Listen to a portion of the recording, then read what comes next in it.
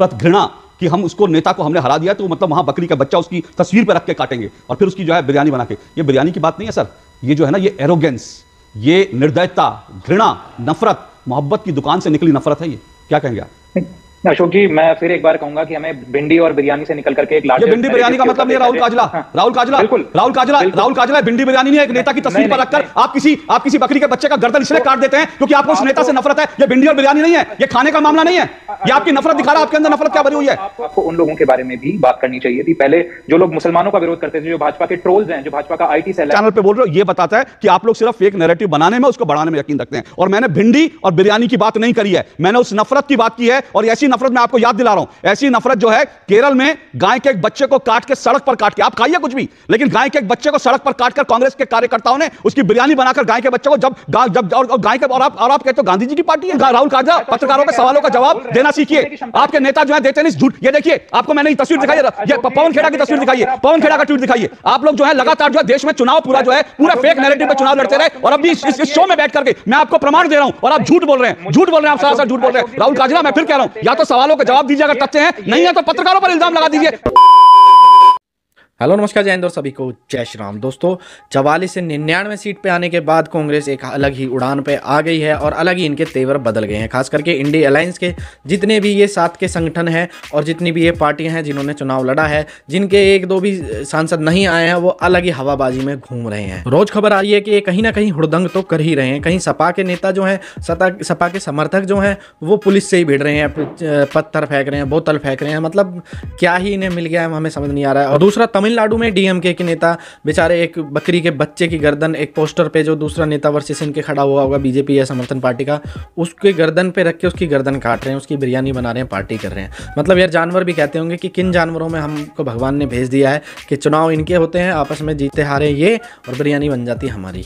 इसी पर डिबेट चल रही थी और डिबेट के अंदर अशोक श्रीवास्तव ने आज कांग्रेस प्रवक्ता को काफ़ी दिनों बाद, यानी जब से रिजल्ट आया इसके 2-4 दिनों बाद, आज जो ढंग से लथेड़ा है, उधेड़ा है, देखकर बहुत ही मजा आने वाला है। दोस्तों, डिबेट वीडियो में जाने से पहले वीडियो को एक लाइक दे दें और वीडियो को पूरी देख लेना। चैनल पर नए हैं तो चैनल को सब्सक्राइब और बेल आइकन ऑन जरूर कर लेना। तो ज्यादा बात ना करते हुए पहले वीडियो में चलते हैं। पिक्चर चालू करो बे। कोई कैसी राजनीति है, कैसी घृणा वाली राजनीति है कि हम बार बार यही तो कह रहे हैं। मैनिफेस्टो से लेकर, बातचीत से लेकर, व्यवहार से लेकर, चुनाव जीतने से लेकर, हारने से लेकर, चुनाव लड़ने से लेकर, हर जगह DMK जीत गए। आप चुनाव जीत गए ना, तो आप खुशी मनाओ। आप किसी को आप पटाखे चलाओ, कोई मिठाई खिलाओ, कुछ और जो करना करो, पर आप किसी की तस्वीर लगाकर बकरी का गला काटेंगे, ये कहने के लिए हमने उसका गला काट दिया, सचमुच ये भारत नहीं हो सकता। राहुल काजला, आप रिस्पॉन्ड करेंगे? DMK आपकी सहयोगी है और तमिलनाडु में हो रहा है जहां आपकी सरकार है, और UC तमिलनाडु में हो रहा है जहां से पहले भी कई तरह के बयान आए।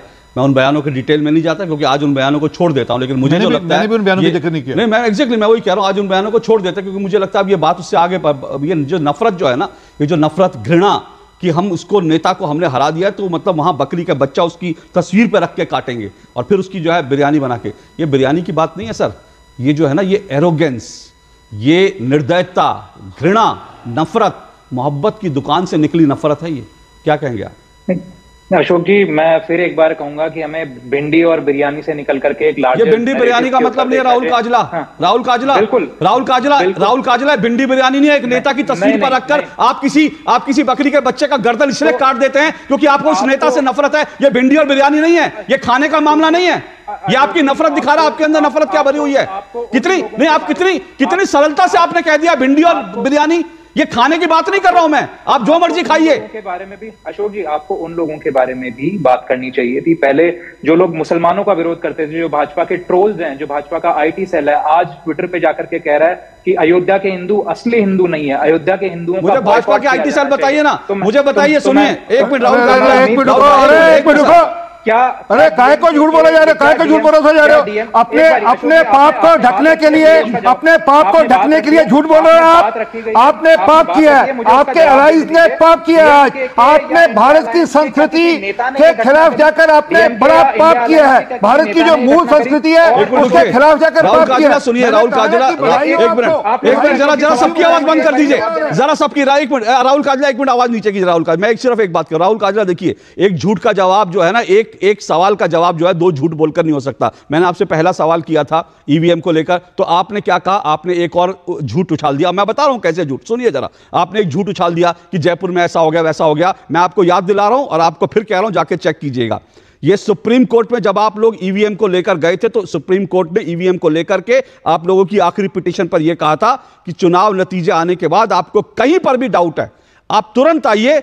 अगले 7 दिन के अंदर आप जो भी मामला लेकर आएंगे, आपको लगेगा कि कहीं पर भी कोई गड़बड़ है, हम बैठे हैं, हम आपकी सुनवाई करेंगे। लेकिन आप वो मामला जो आप जयपुर का उठा रहे हैं, इधर का उठा रहे हैं, उधर का उठा रहे हैं, राजस्थान का उठा रहे हैं, आप लोग सुप्रीम कोर्ट में नहीं गए, आप लोग टेलीविजन चैनल पे बोल रहे हो। ये बताता है कि आप लोग सिर्फ फेक नैरेटिव बनाने में, उसको बढ़ाने में यकीन रखते हैं। और मैंने भिंडी और बिरयानी की बात नहीं करी है, मैंने उस नफरत की बात की है। और ऐसी नफरत मैं आपको याद दिला रहा हूं, ऐसी नफरत जो है केरल में गाय के एक बच्चे को काट के, सड़क पर काट के, आप खाइए कुछ भी, लेकिन गाय के एक बच्चे को सड़क पर काटकर कांग्रेस के कार्यकर्ताओं ने उसकी बिरयानी बनाकर गाय के बच्चे को और गाय के, और आप कहते हो गांधी जी की पार्टी है जिसका गाय के बच्चे को सड़क पे काटकर उसका जो है मांस आप बना बना के बेच रहे हो और कह रहे हो कि आप गांधी जी की पार्टी है। मेरा सवाल उस पर है, राहुल काजला, जवाब दीजिए।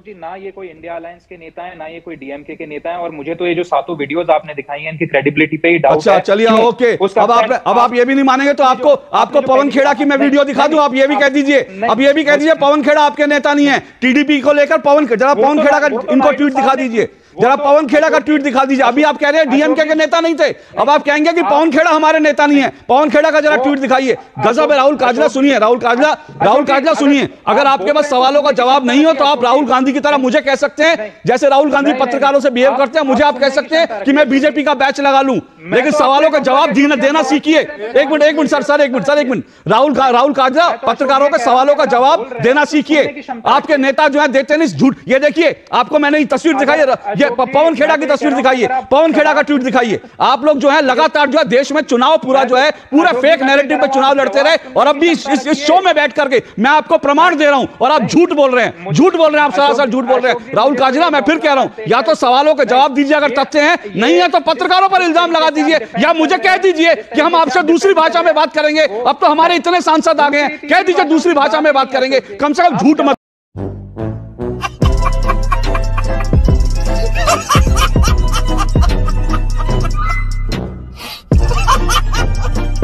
दोस्तों, इन्हें देखकर ऐसा लग रहा है कि 99 सीट आने पर इनका ये हाल है।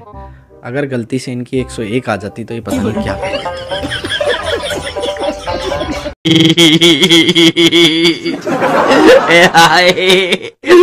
बाकी आपको वीडियो कैसी लगी? वीडियो अच्छी लगी हो तो वीडियो को लाइक कर दें, चैनल पर नए हैं चैनल को सब्सक्राइब और बेल आइकन ऑन कर दें।